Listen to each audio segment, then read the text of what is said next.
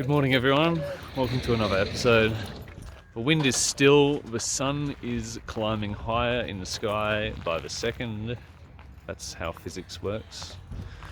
And it's starting to warm up, the bike's polished, I'm feeling good, legs are a little bit sore, but not too bad that it would affect my performance. Excited to see what a polished fairing will get me extra in miles per hour.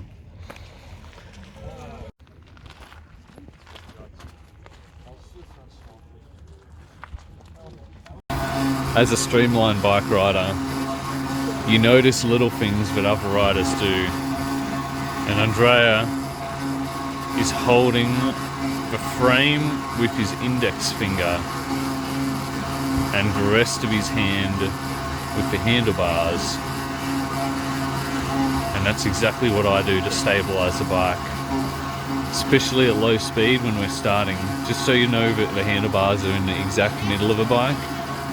And yeah, that's cool to see. And that noise is like ridiculous. That's sort of what it sounds like inside the bike, except a lot louder. Time for a warm-up. Half an hour till race. Well, that was crazy. I had my first experience of nearly dying in a streamliner. The whole way down it was hard to control. The 3 mile marker, I just lost all control, nearly hit the ditch like 4 times. So I stopped power completely. And then like I was above schedule, I was doing 250 watts the whole way down, except every time I'd get squirrely, I'd have to stop power completely. So that was disappointing, because like my speed would gain and then I'd get sketchy and then my speed would gain again. And about a mile and a half I started putting power down, but at about a mile I got sketchy again and I was 10 miles an hour slower than what I needed to be. And even with 500 watts, that's, you know, it's a long way to gain. And then coming into 500 I was good, but as soon as I hit the 200 speed zone I got sketchy again and like went straight to the left and then corrected and went straight towards the timing like officials in off the side of a road. And I was like, I am not killing someone today. So I eased all power off at about 50 meters into the 200 zone and just tried to keep it upright and through the traps. And then after the traps I was heading straight towards the bridge. And I thought to myself, I'm not going to do what I've seen other riders do and crash at 70 miles an hour, because I was doing about 69. And I was like, I'm not doing that because I don't want to get injured. So I did everything in my power to stand it back upright and slot it between the gaps of a bridge on the road and like head straight towards timing. But then after the bridge I got sketchy again. And coming up the hill, we've got some yellow flags here, somewhere there. They're probably 150 meters, 200 meters, no, about 150 meters from the catch zone. And I was still doing a high rate of speed by then because I couldn't brake after the traps because I was so sketchy. So I tried like ripping them on as hard as I could. And I saw everyone at the traps going, slow down, slow down. And I'm like, I'm trying. And then like, as I went through it, like I'd feel it and hear a hand on the bike. And I'm glad that it didn't get me, push me off balance. But I blasted straight through everyone, knocked a couple of people over. I'm so sorry about that. Scraped knees and scraped hands. But I went through everyone at timing. I'll get the video off Alan. And I just saw everyone on my camera view. I just saw everyone disappear, and I was like, "Oh great! I've gone through everyone, and there's no one else to catch me." And I was like, "The only thing I can do is slow down to like what I'm good at, balancing at like a slow speed, so like you can come up to nearly a track stand in a streamliner." And I looked at my speedo, and I was doing 11 miles an hour, and I was like, that's really fast for a run. These people aren't catching me. So I just slowed down as much as I could and hoped for the best. and I got a bit sketchy and then tilted the other way and stood it upright. And as I was balancing and starting to tip over, because I was pretty much stopped, I saw a hand come on the front of a bike and I was like, thank God someone saved me. But yeah, that's the sketchiest I've ever had. And I do not intend to do that again. I don't know why every other run was so smooth, but this one was scared the absolute poo out of me. Time for the drag race. Robert Barnett sets it up and Alyssa's giving him a hand this time.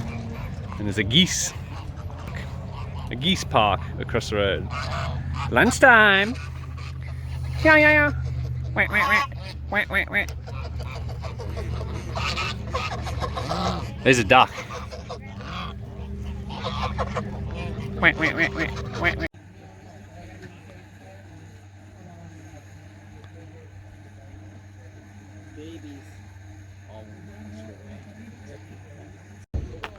Afternoon runs now. Don't know how much more I've got in me. I'm feeling a little bit worn out from the drag races, but I'm going to try a power profile of 250 watts continuous and then see what I've got left in the tank and see what speed that gets me. And if handling's no good, I'm just going to back off and take it easy. Lovely evening for racing. Unfortunately, I am absolutely mentally spent. So I'm going to call it quits for tomorrow's morning run and tomorrow's evening run because I just can't handle the bike. It takes so much mental strength to handle one of these bikes. Unless you've ridden one, you would never understand the mental fatigue it takes out of you in just 7 minutes of riding. It is like running a marathon. It's ridiculous. So yeah, I started bad. I nearly went off the road on the first attempt and Larry said brake, brake, brake, so we braked and then stood it up, pointed it straight down the road again, and then the second one I was like, yeah, I got it. I was just bullshitting because I thought I had it, but you know, I just wanted to make him feel good and let me go and hope that I get it. Normally I would have caught the bike, I would have stabilized, but my brain is just not working fast enough anymore. I've burnt myself out. So I wasn't able to save it, and I tipped it on the same side that I tipped it on when I got the flat tire and slowed right down, and it put a bit of a scuff. I'll show you the scuff. Not too bad, but it's going to need another paint job. Get him to do a polyurethane coat when he gets home and buff it up again. And then the third attempt, I nearly dropped it again. You only get 3 attempts, and as soon as I set off, from then on, I just didn't have it. Like, the whole time I was fighting, here's Nick. The whole time I was fighting the bike. Like, this morning's run when I was getting the wobbles, I'm now reflecting back on it, I can only assume that was because I didn't have the mental connection and the higher brain function that I have been having in throughout the week, and then having those speed wobbles and nearly dying sort of, you know, put the toll on a little bit more. So that's probably why I couldn't perform to my best this morning. And then today, it was, as soon as I set off, I was just holding on for dear life, basically, just waiting to get to the end, just hoping that I didn't crash throughout the entire run. And I got about a kilometer to go, and I was like, cool, cool, cool. And then my brain just started to fog over, and I nearly lost sight of a road. Like, I'll put my bottle down. The road sort of just like, I was just like, how do I ride again? Like, my hands just couldn't work. So yeah, I'm gonna call it. I made it through just to catch. My speedo wasn't working because we tipped it over. It must have gone out of alignment. Got through to catch and got caught, so glad I didn't scuff it up again. But yeah, I'm gonna call it quits for this competition. Gareth Hanks still has the Australian record. I'm second on the list, just above Ben Goodall, but I'm happy with second fastest in Australia. The goal was, you know, to beat what Denise did, because Larry wanted to see, you know, how fast this bike could go. So, you know, I upped his bike top speed a little bit and upped my personal best by 55. I did literally like just over 55, and this time I did just over 72. So I upped my personal record by a lot. I broke the speed limit of a road, so like Arthur, the sheriff of the town, I don't think he's doing that anymore because he was a police officer and now he's running for sheriff. So I'm not sure if he's still going to give out the tickets like he used to, but at the end of a week they'd give out a ticket to you if you broke the speed limit, saying here's a speeding ticket, and it was like a legitimate speeding ticket. So you had to sign your name, and then like, you know, he just scrubbed it out and, you know, got rid of it, which is pretty cool. Like, you get an actual speeding ticket, and anyone who breaks the speed limit multiple times gets arrested for real. Like, they literally truly get arrested, and then, you know, they let them go 5 minutes later. It's pretty funny. But yeah, I'm glad I did 72. Stoked I get a 70-mile-an-hour hat. Don't know how Russell went, if he's gone any faster in any of his runs or if he plans to go again. He did say to me earlier, before I was going to run this this heat, that he was just going to take it easy, just do a 60-mile-an-hour pass. But if anything, you should just not run. Like, 60-mile-an-hour pass for us now, like me and him, that's sort of, you know, mediocre speed. Like, we can hit 60 all day, every day now.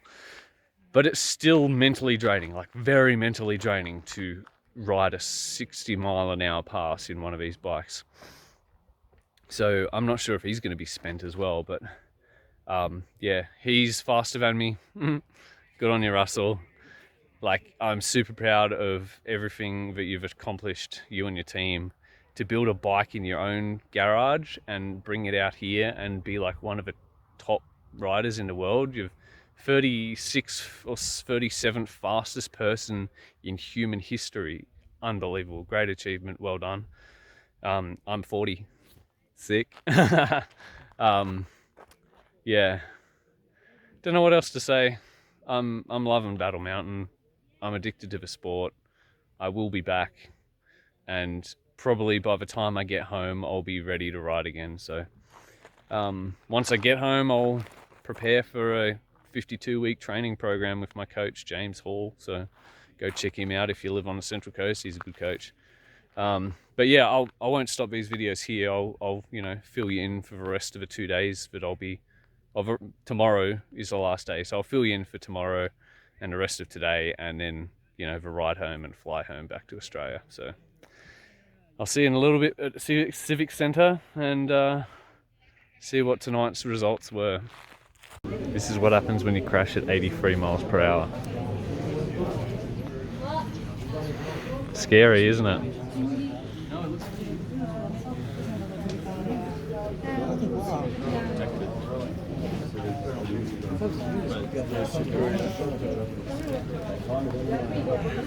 Yeah, oh, it could be after. That's really scary. Maybe.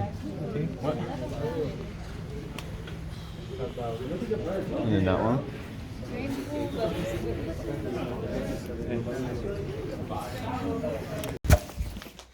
So, Francois had a really big crash. We think he's okay. He's getting scans. He's in a hospital. So, see exactly what happened tomorrow and how his condition is. So.